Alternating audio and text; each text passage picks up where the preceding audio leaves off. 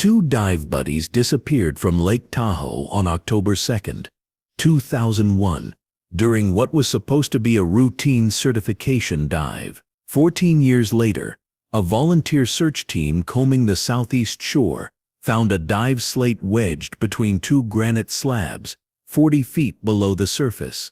The message scratched into the slate wasn't a distress call, it was a set of GPS coordinates pointing 7 miles inland to a location neither diver had any reason to visit.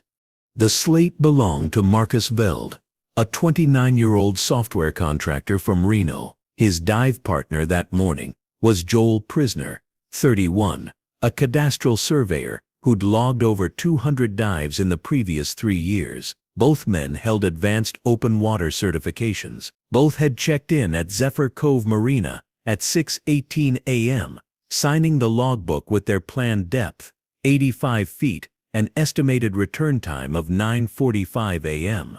They never surfaced. The marina operator, a retired Coast Guard technician named Dale Foss, noticed their truck still in the lot by noon. He walked the shoreline. No fins, no BC vests, no surface marker buoy. He radioed the Douglas County Sheriff's Office at 12:51 p.m. By 2 p.m., a multi-agency dive team was in the water. They found nothing. No bodies, no equipment, no disturbance in the silt. The search continued for 6 days, expanding to a 2-mile radius. Sonar sweeps picked up submerged logs, a 1960s outboard motor, and the frame of a capsized sailboat, but no divers. On October 8th, the operation scaled back to recovery mode. By Halloween, it was suspended entirely. Marcus Veld's ex-wife, Angela, told investigators he'd been planning the dive for weeks. He'd mentioned wanting to photograph a rock formation near Cave Rock, a granite outcrop on the lake's eastern edge. Joel Prisner's girlfriend said he'd taken the day off from work and seemed excited, not nervous. Both families described the men as cautious, experienced, and never reckless. The case went cold. Theories circulated: rapid ascent leading to embolism, entanglement in submerged debris, hypothermia-induced disorientation, but none explained the total absence of remains or gear. Lake Tahoe's depth and cold temperatures were known to preserve bodies for decades, sometimes indefinitely. If they drowned, someone should have found them. 14 years passed.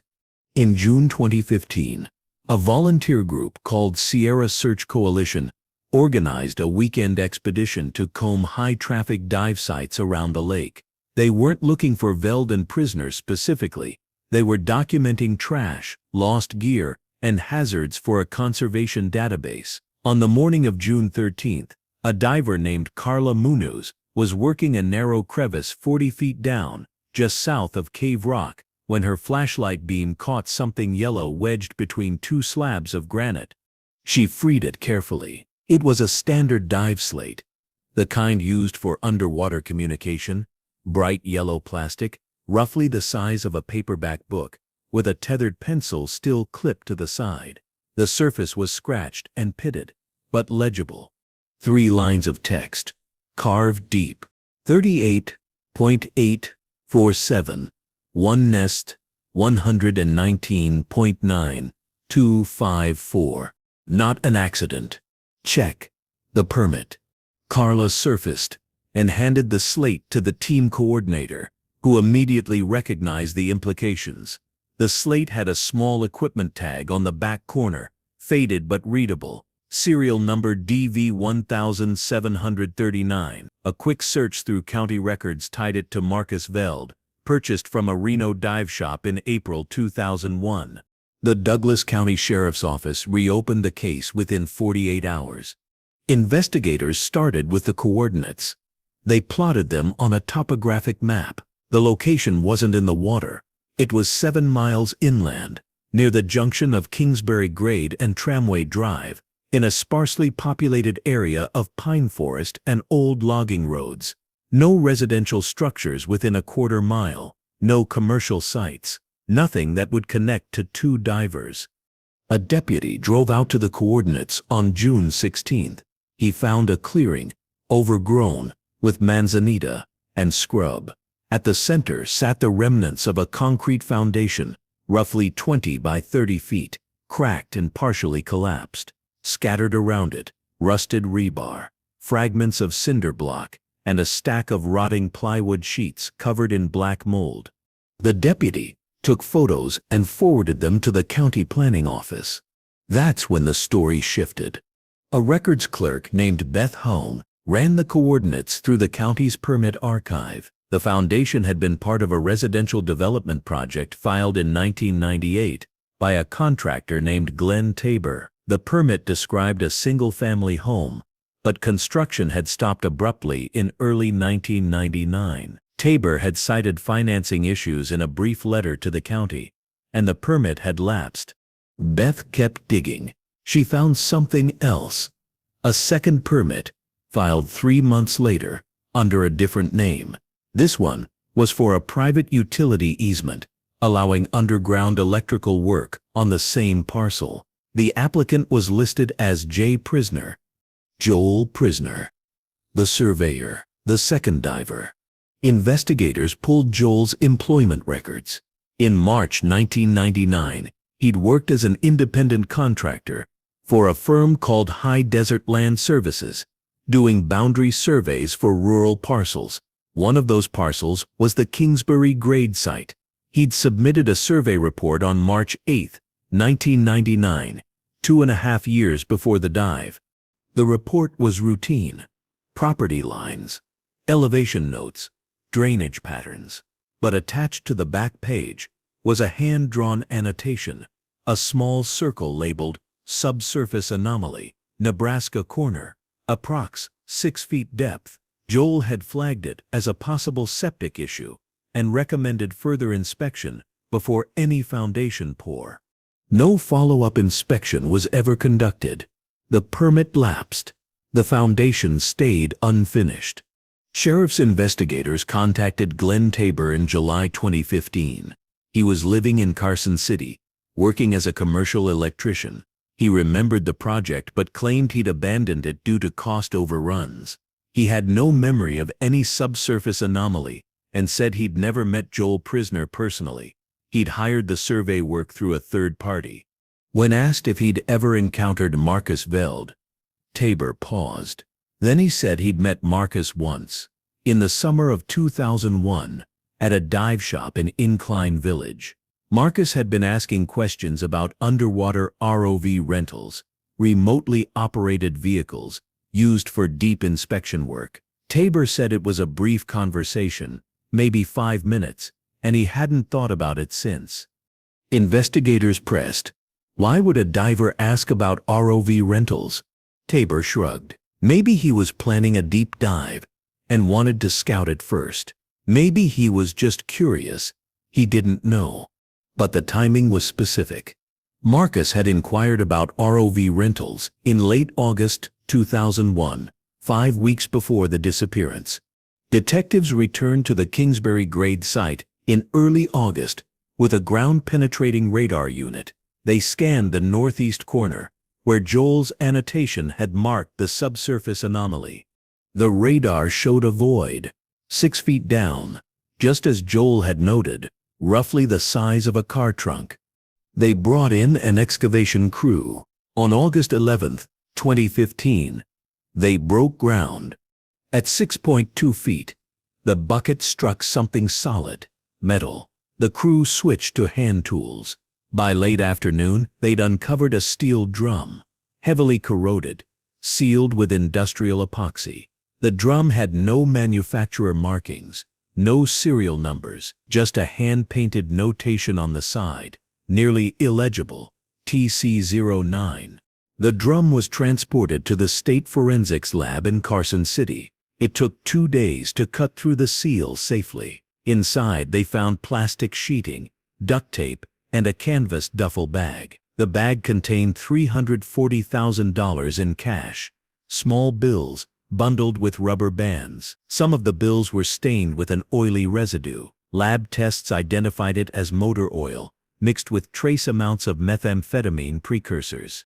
Underneath the cache, wrapped in a separate layer of plastic, a handgun, a Nevada driver's license, and a set of car keys.